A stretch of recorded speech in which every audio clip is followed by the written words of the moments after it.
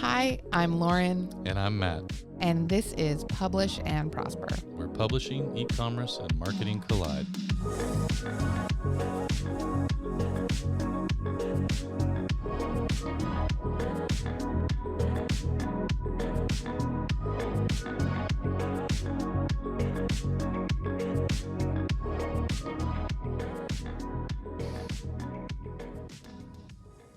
Hello, everybody. Thanks for joining us for another episode of Publish and Prosper. And thank you to my co-host, Lauren, for showing up. That's always nice when she does that. It was a little touch and go today, not going to lie.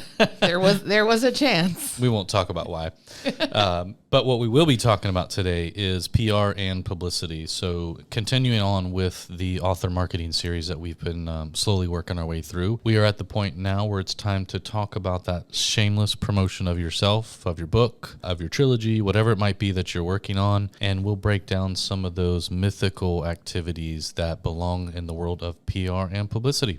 Sounds pretty good to me. Yeah, we'll see. I mean, it's going to be a lot of us telling people over and over and over again that they just have to shamelessly promote themselves.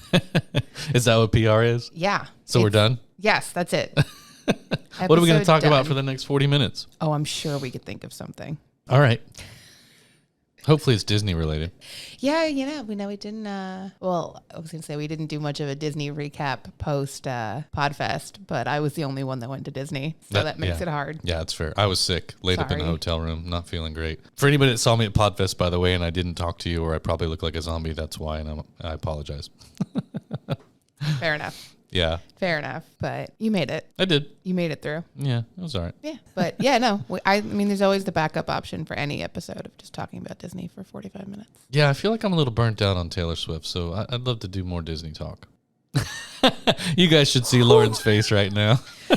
While wearing a Taylor Swift t-shirt. Yeah, a Taylor Swift jersey, I might add. A custom Taylor Swift Kansas City Chiefs looking jersey, I believe, is what I'm staring at. That is exactly what it is. Designed by the Lost Bros, which is a Disney brand that Okay, makes like a Disney fan brand. So You did bring it around. Okay. Mm-hmm. Good job on that one. And I guess to tie all this together, this is being recorded the day after the Super Bowl. So yes. Yeah, we're not going to go into that, but you can always Google search what happened if you're listening to this way later. Yeah, I'm going to have to Google search what happened too, because I fell asleep before it ended. Yeah, I'm not really much of a Super Bowl person or an NFL person, but honestly, the best Super Bowl I ever watched was the year that I didn't care at all about what was happening. I don't even know what teams were playing, so I just lined up like 3 football movies and watched those instead. It was great. The best part of the Super Bowls in the past was always when they asked them, you just won the Super Bowl, now what are you doing? And they always say, I'm going to Disney World. Yeah. Do they do that anymore? I actually did see a post on Instagram that was like, I think it was Patrick Mahomes saying he was going to Disneyland. And he's the quarterback for the Chiefs? Yes. Okay. I think he's the quarterback. Yeah, I think you're right. I don't know. I'm the wrong person to ask. Yeah. Well, at least somebody said they were going to Disney World. That's true. That's the only thing the Super Bowl's good for. I know. Oh, we're going to get so much hate mail now. They don't have anywhere to send it, so it's fine. Oh, that's true. Actually, they do now. Do they? Yeah. I'm working on it. Yeah. Technically, they don't yet have anywhere to send it. Okay, fair enough. That'll come later. Yeah, we're just getting brave enough to give you guys an email address that you can reach out to us at if you're so inclined to. Up to this point, we've been worried to release one. Might be brave, might be very foolish. Yeah, we'll see. Might be an empty inbox full of crickets and cobwebs and dead air. Yeah, that's there's always only a one way possibility. for us to find out. Mm-hmm. So yeah, we'll get that email set up soon and share that with y'all.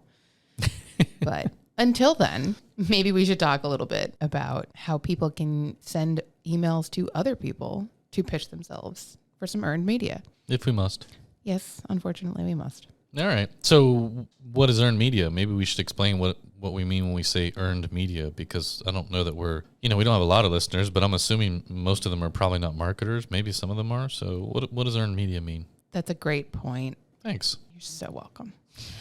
So earned media is more or less exactly what it sounds like, but it's any kind of promotion or recognition for your book, your brand, your product, whatever, that you're not paying for. So you have not contracted somebody and are exchanging money for your book to be promoted, but rather free of cost because of the quality of your content. Your book is being promoted. Right. So in a sense, you've created something that somebody else took an interest in and they wanted to help promote it. Thus, earned media. You earned that action from that other party to promote your work. Anytime you get an opportunity based on the content you created, not because you paid for that opportunity or anything else, it's earned media.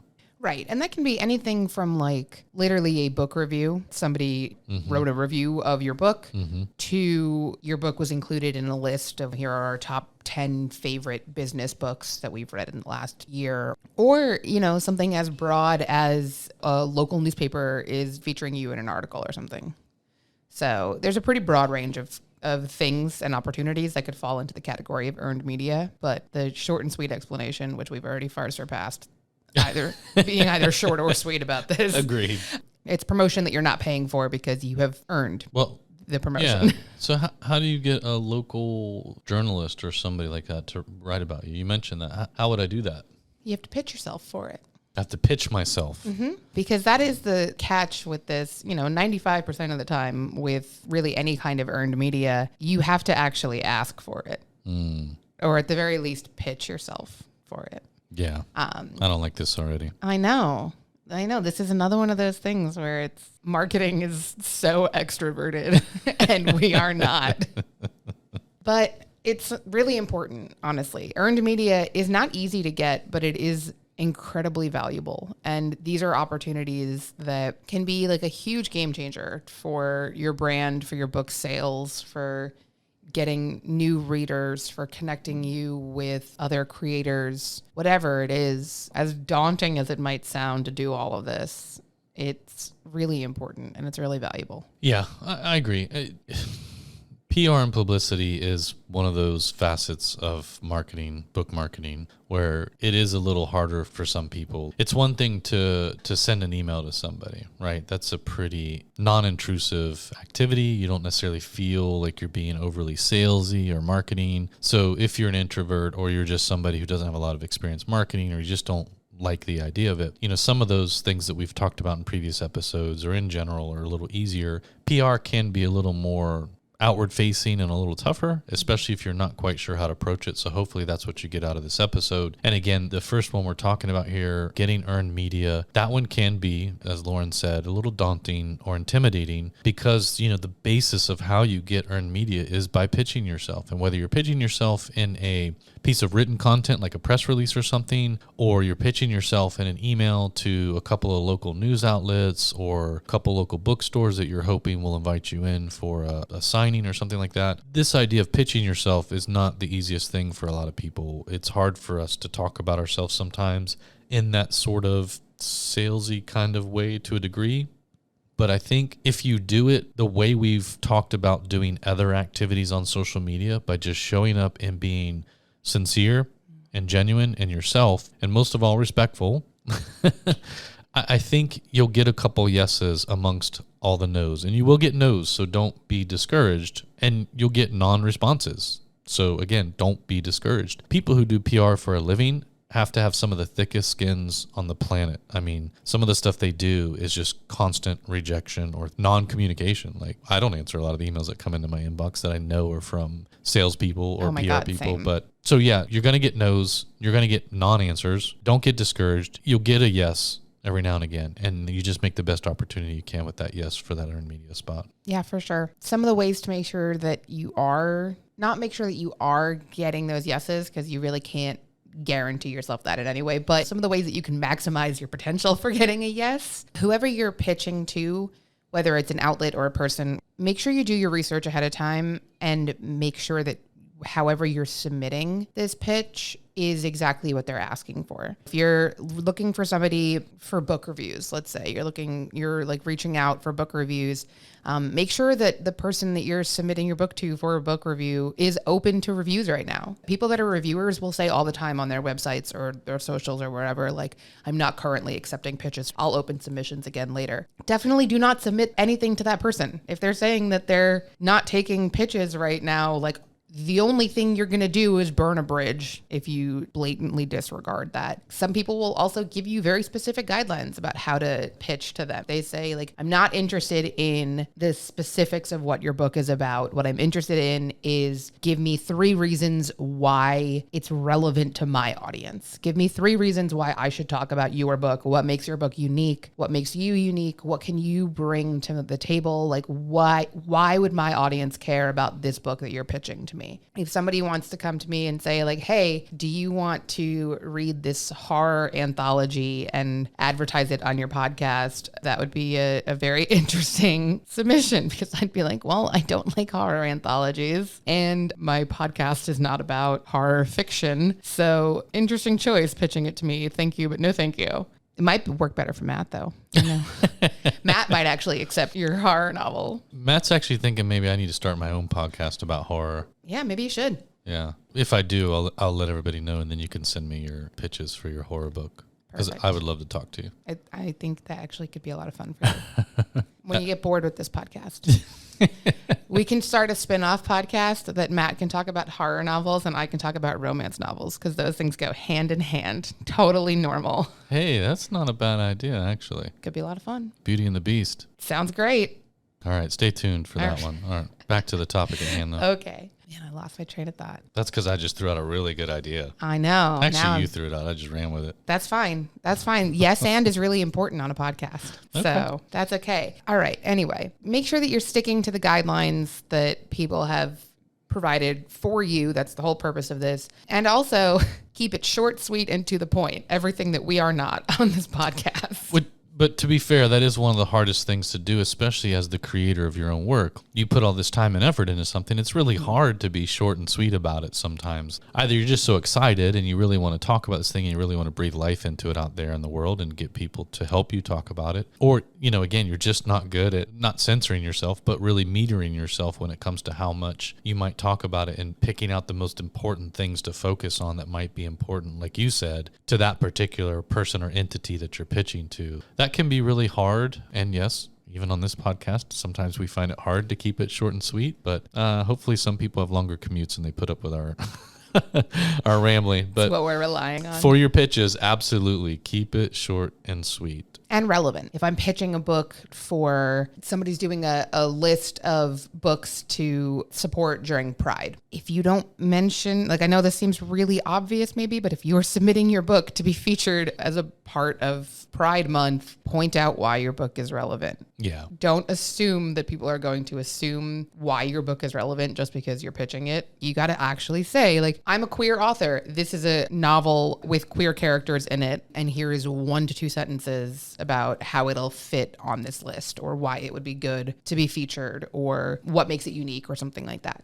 We've talked about that elevator pitch idea in the past. If you want to practice and it feels, because it's always harder, or at least I find it harder, to explain your own work. If you want to practice and get in the habit of doing it, try doing it with your favorite movies and TV shows. Yeah. If you want to say, I'm going to, try to convince my family to watch this movie that I love, practice drafting up a couple of elevator pitches for it. Yeah. And see, it's a lot easier to do it with somebody else's content, especially if it's content that you're very familiar with. That's actually a good point. I think if you think about it, actually, most of us do that anyways. We just don't realize that's what we're doing. Mm-hmm. So like the other day, I was trying to explain to Joe Publicity, this show that I love on Apple TV called Slow Horses, which is based off of a book series by Mick Herron. And so, I was trying to think about the fastest, most simple, but, enticing way to pitch the show to him. I think we all do that, right? You might, on a daily basis, talk to a coworker about a TV show you watch, or I might be trying to actually, just like with you earlier, quickly pitch an older Disney movie that you hadn't seen yet to try and get you to go and watch it, because I feel like it's tragic that you didn't. You're right about that. It is tragic that I haven't. I'm completely correct. So technically, actually, you made a good point. I think a lot of us actually do experiment with the concept of an elevator pitch whenever we do these things, and we just don't realize it. We do this all the time. That's just a variation of it. And if you think about that and then bring that to the drawing board with crafting one for your own book or your content, I think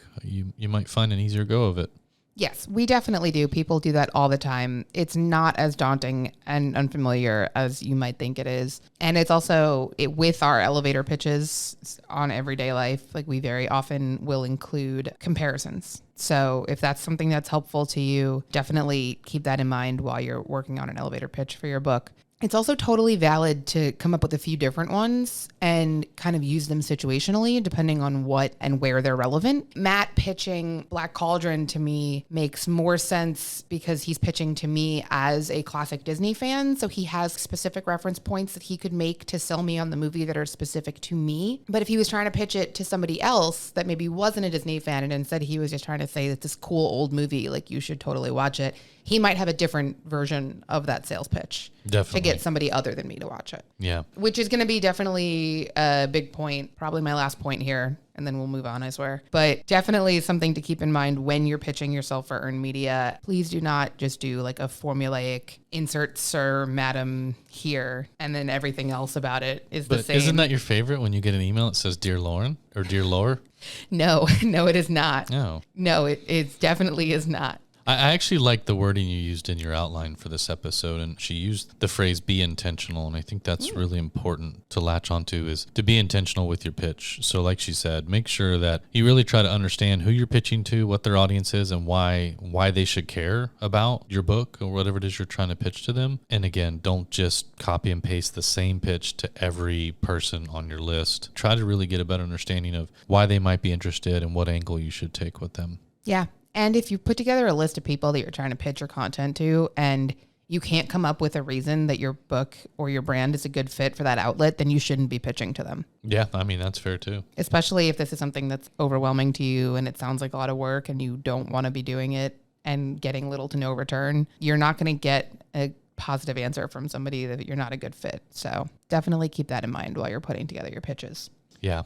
One other thing that is very helpful for you to have as a resource for yourself while you are pitching yourself for earned media is going to be a press kit. We've referenced having a press kit before. We've talked about this, not in too much detail, but we've definitely talked about it in other episodes. I'm also going to link a blog post in the show notes that breaks down more of the specifics of how to put together a press kit, what you should have in there. But just kind of want to run through it quickly on here. This is, again, for yourself. It's nice to have a version of this that you can maybe share publicly that would have some of this content in it. But this is mostly just for your own reference. It makes it a lot easier as you're doing all these pitches to have all this stuff readily available. So you're going to want your book cover art, a high quality PDF or JPEG of it. That's just going to be like the front cover. You know, you don't need the whole thing. And a headshot, a nice author photo. I really hope that I don't have to remind people that your author photo should be a decent, high quality photo and not a bathroom mirror selfie that you took on a Razor back in 2007. A Razor? Did they even have cameras on Razors? Motorola Razors? Yeah. Yes. Wow. Yeah, I definitely have my fair share of Razors. Prior to that, I don't know that cameras were very prevalent. You're talking, Nokias, the candy bars and stuff. And I don't think cameras were but the Motorola Razor definitely had a camera. Nice. Yeah, I had several of those. I never did. Which is probably for the best because I probably would have snapped it in half. I definitely broke one or two of them, yeah. There's also a decent age difference between you and I. So at that point that the Razor was out, I was already probably paying for my own phones. Oh, yeah, no, I was in high school when they were trendy. So I was on my parents' cell phone plan. Hopefully nobody's out there doing the math since you just really aged me, but... You're the one who said there was an age difference. Yeah, but I wasn't aging specific. Yourself. All right.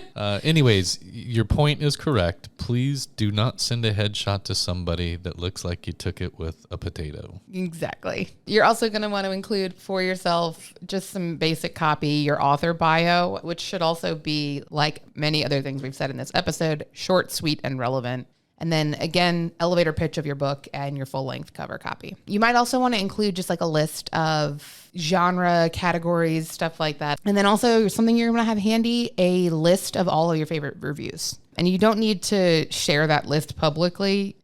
You want to pull reviews every now and then, one or two to include in a pitch sometimes. But it's a great thing to have like a Word doc or a Google doc or whatever with every review that you've gotten that it was a positive review that you want to have just easy access to pull and make sure that you are sourcing them too. So you don't just have like a list of reviews that you can't remember where they came from. Yeah, and if you don't have any good reviews yet, maybe you just launched or you're selling direct and so you're not relying on, a lot of the Amazon review tactics that people do, which I'll go ahead and say it, they're all fake and bot driven anyway, so who cares? But if that's the case, either hopefully you've gotten some blurbs for your book before you published it, but if not, you can still get some review or testimonial content, and that's where it comes in handy that hopefully you've been attending some author events or things and you've established a few friendships or working relationships where you could send a copy of your book to somebody and ask for a review or a blurb and use that. In some cases, that's probably even better if it comes from another author.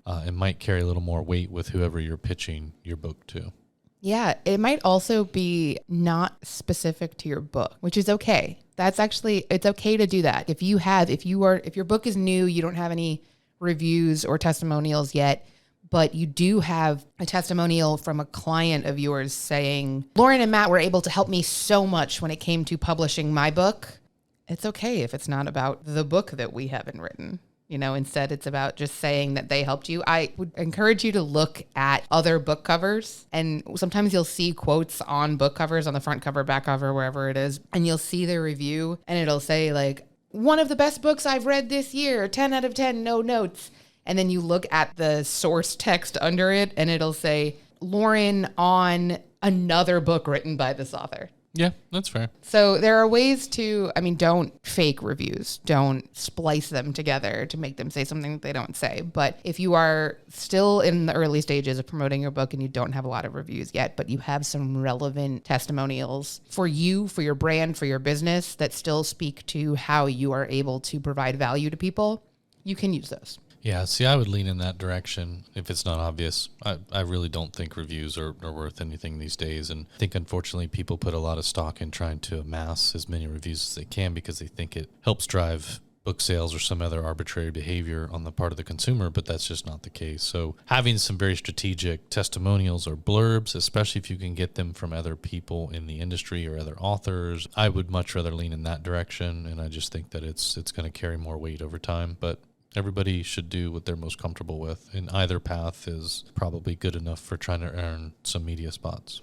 Yeah, absolutely. So what else can you do that you can pitch yourself for? I would say some of these other opportunities would be getting interviewed in a periodical, magazine, a podcast, any of those types of things. That would be towards the top of my list, I think. Landing yourself a speaking session at a conference, an author event, book signings, some of those things I think are way more important and beneficial to you as an author, as a creator. So I would start by going down the list of some of those things, maybe book signings, because I think a lot of people just don't have a clue how to go about that. Like, how do I get myself set up with a book signing? I think that's a great question. I'm also going to take maybe an unpopular opinion stance on here and say that book signings are not valuable for earning exposure. Book signings are not something that's going to help you gain exposure, get new readers, new fans. They are great to do to celebrate your book. They're great to do to give you something to talk about on social media. They're great as a way for you to invite family and friends and fans that are local to you that you want to encourage them to get your new book, or maybe you have some local peers, people in your community that you want to foster stronger connections with. This is a great opportunity to be like, look at me, I'm having this big event. This is a great reason to reach out to local news outlets, but it is not necessarily going to earn you new readers. I'm going to disagree with you slightly. Okay. Only because I think the last little bit of what you said is a bit counter to the first half of what you said. So I would disagree a little bit and say that if you can land some signing events at your local indie bookstore or library or wherever, there's a couple of things you can do with that book signing. The initial signing itself, or the act of doing a book signing, if it's in a bookstore, you probably make a little bit of money on it if you're lucky. If it's at a library, probably not, but maybe. It just depends on how it's set up. But ultimately, it is an opportunity to earn new readers if you parlay that properly. So again, if you're fortunate enough to land a book signing at a local bookstore, you take that information once it's confirmed, and that is your foot in the door with local media outlets to say, hey, local author just launched new book and has landed, or will be signing at something like that, a lot of local outlets love to talk about. In doing that, you've parlayed that book signing into a piece of earned media with a local news outlet or a local media outlet, which could then actually net you some new potential readers who would show up potentially based on how that article was written. But then also the signing itself, a lot of us have been in a bookstore while a book signing was going on. I don't know how many actually stopped and paid attention to the author. I've done it on occasion, and actually 1 or 2 times ended up buying a book from that author. So there is an opportunity to gain, new readers out of those book signings and things. I don't know that that should be your goal, because I don't know that it's going to net you a high amount of them. So in that instance, I think you're right. I think the primary goal there is just the visibility amongst existing fans, but also to be able to take that event and parlay that into something you can reach out to local outlets and things for some earned media. Yes, I will give you that. Thanks. You're welcome. That is where you're going to have the most value in a book signing. Yeah. We definitely can talk about how to go about doing that if you want it a little bit. Well, I would tell people, if for no other reason, so that you can save your kindred spirits at indie bookstores all over the U.S. a little bit of trouble, maybe just give people a few quick pointers on how to try and get yourself a book signing. Okay, I can definitely do that. Quick. I will do my best to keep it short and sweet, like we've been saying this whole episode. I'm gonna start a stopwatch on my phone. All right, let's see how long it goes. First and foremost, do not try to do a book signing for a book that has already been out for more than 6 months. Realistically, actually, you should try to do a book signing the week that your book comes out. But if your book has been out for 6 months, 12 months, 2 years, there's absolutely no reason to do a book signing. And I think you'll be hard pressed to find a single bookstore that would host you for a book signing for that book. You're also going to want to treat it like a party. That was always how we kind of pitched it when we were talking to authors. I used to be responsible for helping to sign up these author events. So this is where this is coming from. I used to do this for like a year. We would always tell the authors, treat it like you're having a party. If you're having your 40th birthday party at a local restaurant, the restaurant is going to ask you how many guests are attending, get RSVPs, get a number. How many people are we anticipating? How many tables are we going to have to set up? Who's going to be here? What time are we expecting people to be here? How many copies of your book are you going to need to order for this event? Stuff like that. These are all details that you're going to want to figure out ahead of time, and you're going to have to figure out how to do that and how to provide the bookstore with that information. So the more of that information that you have leading into the book signing and pitching it and saying, I'm a member of a garden club that has 50 members in it, and most of them are the kind of people that would show up for this kind of event. I also have a lot of friends and family in the area. None of them have purchased my book elsewhere yet, so they're all going to be buying it from you directly. I had one book signing where the author was a professor at one of the local colleges and offered all of her students extra credit if they came to the book signing, and she had 100 people there.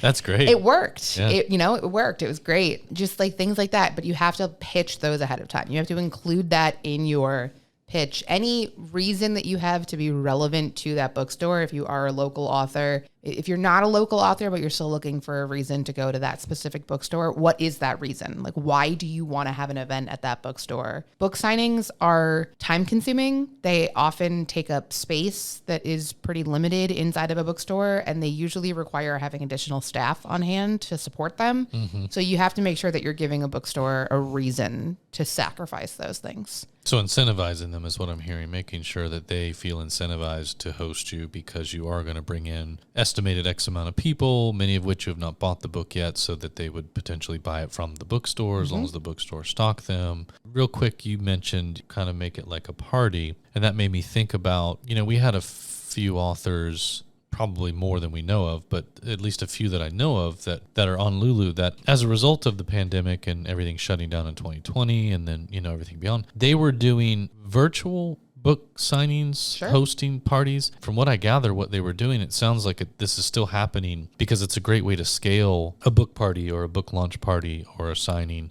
They find some of their biggest fans around the U.S. and finding some that are willing to host a little book launch party at their home or somewhere locally, a library, whatever. And, on a particular given day, Those are all happening at the same time. Everybody's conferenced in on video. And so in each of these locations, there's a little mini party going on for your book release where people have copies of the book or they can buy it. They're talking about it. You're all collectively together on this video conference. And people have just done some really cool things around that. An author would send swag to each of those places. So everybody that was there got pens, stickers, I don't know, a number of different things, honestly. But it seemed like a really cool way to kind of simulate a book signing party, but do it in a virtual way where you could scale it across multiple locations on a given date, and everybody sort of participates that way. Yeah, for sure. There's also, you can do that with or without the physical event locations too, if that's something that seems like a step over the edge for you in terms of how much you're capable of doing or how much you're willing to do. But one thing that you can do to spice it up instead of having those physical locations is include some other authors in the event. You know, have it be a joint event where it's 3 or 4 of you all together in some related capacity are all hosting and you're all inviting your fans. I know I've definitely participated in virtual events like that, and I've absolutely wound up buying books from other authors as a side effect of that because, you know, one author that I was interested in was part of this virtual event, and I went quote unquote, went to it to see that author and wound up getting interested in something that one of the other authors was pitching at the same time. You can also do that with physical events too. Yeah. You can do that if you say, like, maybe I don't have the sway to bring enough people to my local bookstore, but I have another author friend who is willing to interview me, or we'll do a joint signing or something like that. And then we're promoting both books and we're bringing in people from both of our fan bases. That might be more compelling. Well, and along those lines, not just bookstores, you mentioned just other places. And keeping in mind you want to be very intentional with your pitch, but libraries, for example, are a great place to launch or have some sort of event based on children's books, historical fiction, things like that. They love to host local authors for, you know, a book launch event, or, you know, if you wrote a children's book, get your local library to let you have a little launch party there where locals can bring their kids. Any chance to throw a party-like event around your book that people will talk about. You know, there are other places, schools, you know, Rotary clubs, community centers, whatever, just depending on the content of your book. Some of those may be a little more fitting than others, but definitely branch out from bookstores for sure. So that was a good point you made. Yeah, and it doesn't have to be a signing either necessarily. You know, if your local library says, you know, we don't want to host a book signing here, but do you want to read your book for story time? Like we do a weekly story time for kids. Do you want to read? Do you want to come in and read your picture book to kids for story hour? Like that's a great opportunity. Yeah, definitely get creative. Reach out to different places. There was a liquor store near my mom's house that did a book signing one time because it was like a local author had a cocktail recipe collection, and instead of having it at the bookstore, they had it at the liquor store. And I was like, cool, that's really cool. Like that's, the store got to promote it, got to have like a reason for people to come in on a Saturday that wasn't just picking up a bottle of vodka and then leaving. I think they wound up doing a tasting at the same time. So they partnered up with another opportunity there. And I thought that was a really clever idea. Yeah. You know, if you have other things that your book connects to. I've recommended this webinar before. I'm going to recommend it again. We hosted Stephanie Chandler from the Nonfiction Authors Association for an incredible webinar about public speaking. She talked about it much more articulately than I could. So if you want some ideas from her, I will link that video in the show notes. Yeah. There's also, you know, the option for you to want to reach out and speak at different conferences and summits and things like that. They're a little more related to, they're not all going to be business nonfiction based. Like there's a lot of author conferences that happen. There's a lot that are genre specific. There's a lot that are genre agnostic. It doesn't matter. But you know, reaching out and pitching yourself as a speaker, that type of pitch isn't necessarily or doesn't necessarily have to be based on the book that you just wrote per se, but having just written a book is going to be your foot in the door. So you could have just written a book that is totally fiction based. It could be young adult romance or something like that. But if this is an author conference, you may have something to offer in the way of, you know, doing a session on your trials and tribulations to get this book published through X means of getting it published. And so, again, you're not necessarily pitching your book, you're pitching yourself and why you would want to speak at this conference. So there are other ways to get yourself out there, to get yourself a little more exposure because remember, if you are a writer or a creator, you are a brand and you have to think about yourself that way. But these options don't always necessarily mean you're pitching your book. In many cases, you're pitching yourself. The book is just a vehicle to get that foot in the door. And so some conferences have stricter guidelines than others. We have an event called Content Entrepreneur Expo, and we put out a call for speakers, and most events do. It'll be months in advance of the event. You'll see those call for speakers. Oftentimes the criteria will be in that to tell you like what they're looking for. But I can tell you from experience and going through and looking at all of those submissions that what's going to get you noticed is are you a published author? Doesn't matter if it's traditional or self-published. Did you write a book on this particular topic or subject, or have you written books? But more importantly, is the session that you're proposing you want to give specific to the audience of that event? Mm-hmm. So if you are pitching yourself, again, let's say at an author event that is genre agnostic, it's just an event to potentially help authors, then make sure that whatever session you're proposing you want to talk about is specific to that audience. It doesn't matter if your book is necessarily specific, but make sure that the session you want to talk about, the topic is specific to them, and give reasons why you would be a great person to facilitate that session. Yeah, get creative with your pitches and your ideas for this. One of the things that just came to mind from something that Matt said was the number of times that I've seen at different types of conferences, at least one session from somebody that's talking about specifically how writing a book has helped them grow their brand and why you should do it too. And like that is a genre agnostic topic, because regardless of what kind of book you're writing or what kind of business you have, the general topic of conversation here is that writing a book and publishing a book has helped me grow my brand, and here's how you can do that too. You can find ways to make yourself fit unless you can't. And if the answer is that you can't find, like I said earlier, if you cannot find a reason that your book is relevant or anything that you have to say is relevant for this conference, then you shouldn't be pitching yourself to this conference. That's right. Yeah, definitely.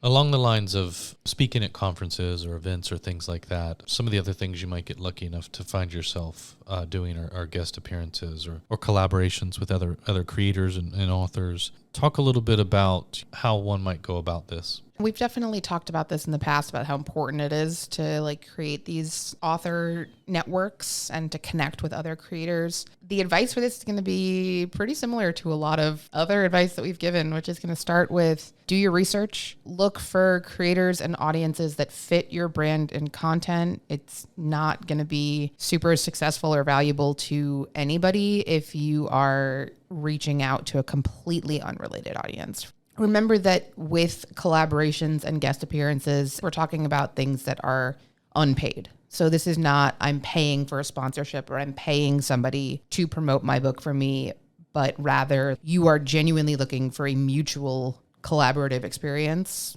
or a guest appearance. Maybe you're going to trade guest appearances. You'll write a blog post and they'll write a blog post and you'll put them on each other's blogs. So in that case, like you need to be sure that you're providing equal value to the person that you're trying to collaborate with. If your content and your brand isn't a good fit for their audience and vice versa, then it's not going to be worth either of your time to do this kind of collaboration. So do your research, look for people that are a good fit for your brand. One way you can do that is to look to your audience. The people that are following you, who else are they following? Who else are they engaging with? Who are some of their favorite creators, authors, people that they are also signed up for their newsletters or reading their blog? That's where you want to look for potential new collaborators. And then also, like I said, with pitching yourself for earned media, make sure that you're looking into any guidelines set by these potential collaborators and that you're not crossing lines that you shouldn't be crossing by reaching out to them to connect and suggest doing some kind of collaboration.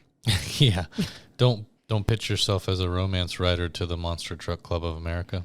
Okay, but why is my brain just like immediately running away now with like a rom-com based on that? Because I know you and I knew you would.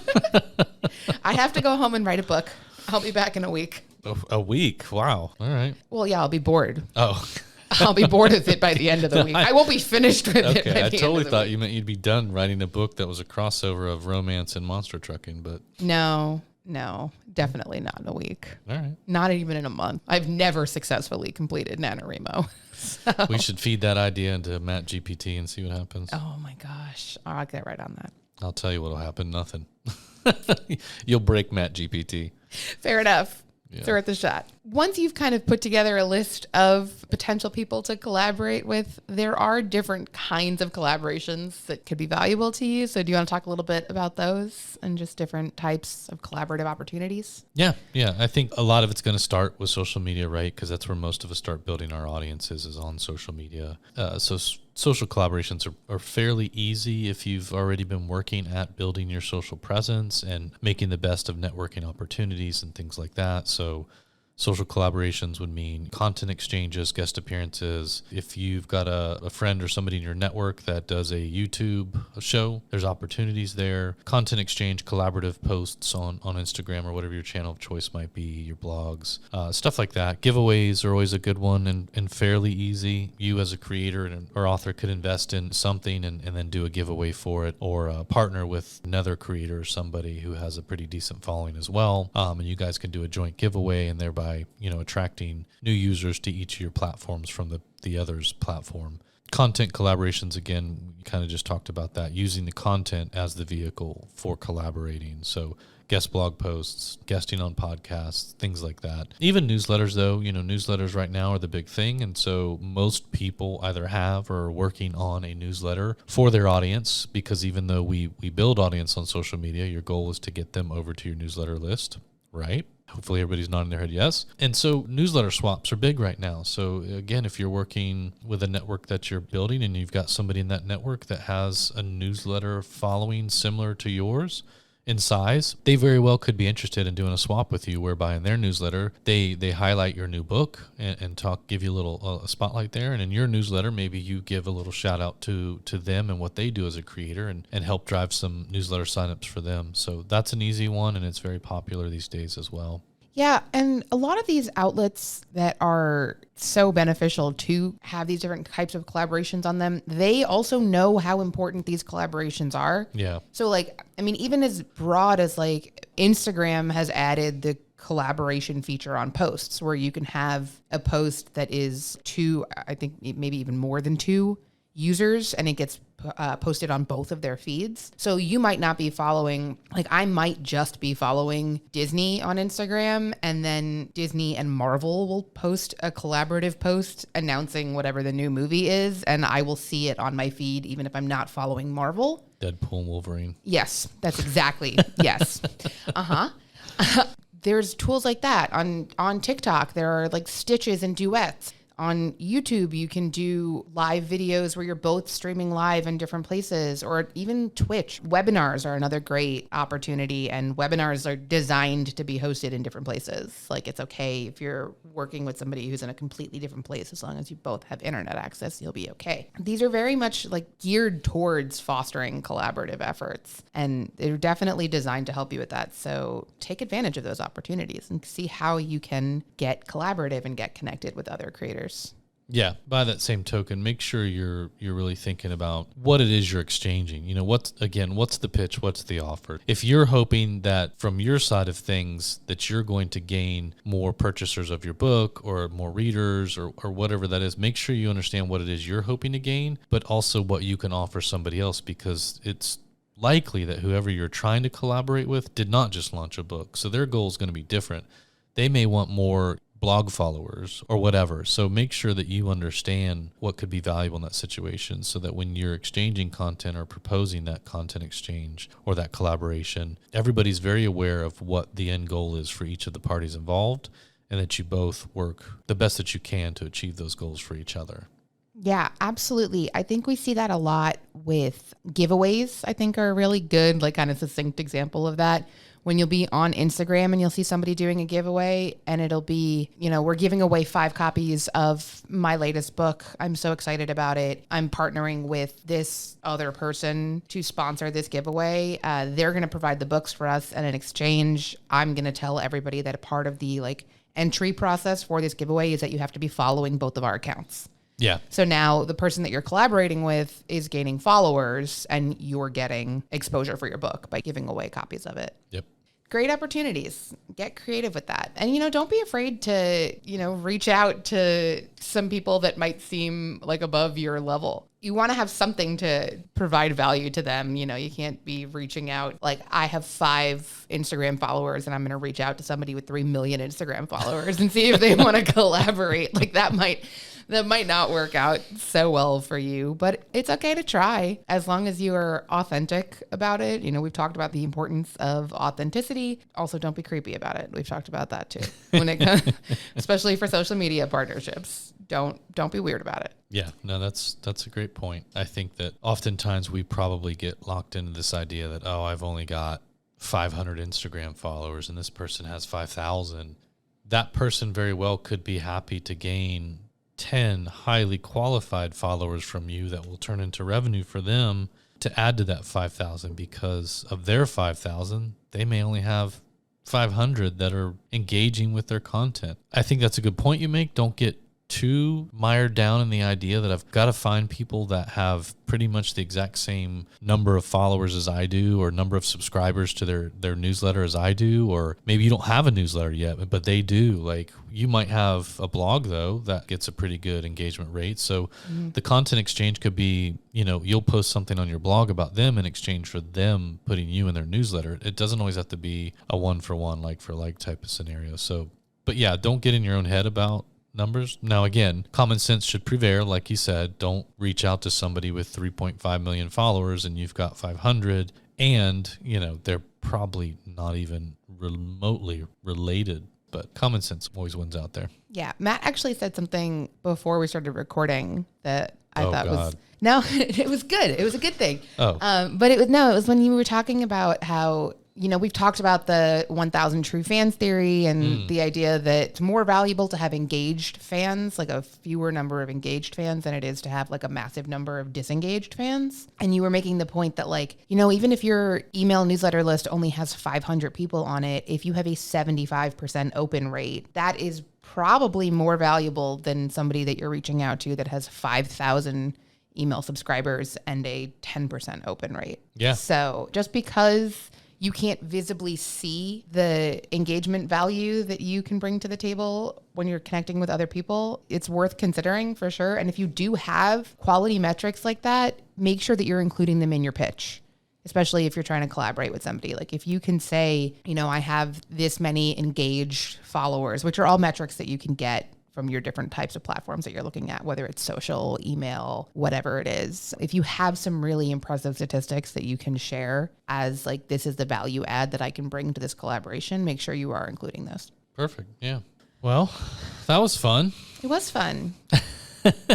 I like talking about marketing. We've been doing it for a while now. I like talking about marketing. I'm not, PR is always one of those things where it's like, I mean, there's aspects of it that I enjoy, and then there's aspects of it that I'm a little intimidated by, but I mean, I lasted about 9 months as a publicist, so same. Yeah. Clearly. It scarred me so badly that I left the entire state of New York. Oh, gosh. It was the last job I had before I moved down here. Now the truth comes out. Yeah. Well, hopefully people found some value in that. But if they didn't, luckily we still don't have an email address set up for this podcast yet, so. Matt has just figured out why I've been procrastinating on getting it set up. Yep. No, we will actually get that set up soon. So hopefully pretty soon, if people have questions, want to learn more about a particular topic that we've talked about, want to see if we can elaborate on something that we touched on briefly in an episode, or just want to say hi, we'll get that set up. But in the meantime, you can always leave some comments on Lulu social media posts about the podcast. We try to make sure that we get it shared up on every different social platform. So come say hi to us on there. And until then, we'll be back next week with more marketing stuff. To learn more about this episode, check out the show notes on publishprosperpodcast.com. Publish and Prosper is brought to you by Lulu.com. To hear more episodes like this one, please like and subscribe wherever you listen. Thanks for tuning in.